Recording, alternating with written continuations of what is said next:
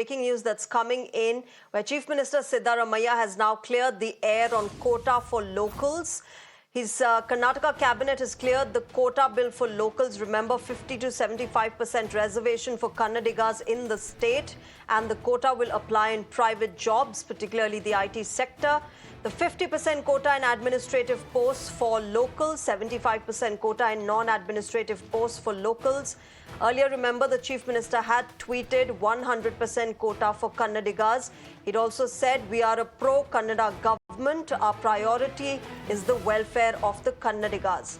So the Chief Minister now coming out and speaking about what he had tweeted regarding reservation for Kannadigas in the state, in the private sector.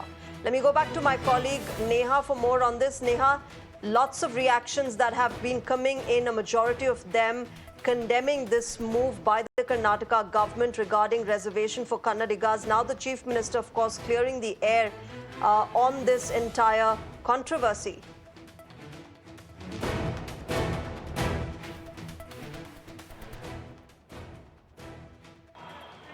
Well, yes, Shreya, of course, we must remember that this is a draft bill there that the government was, mulling, of course, implementing.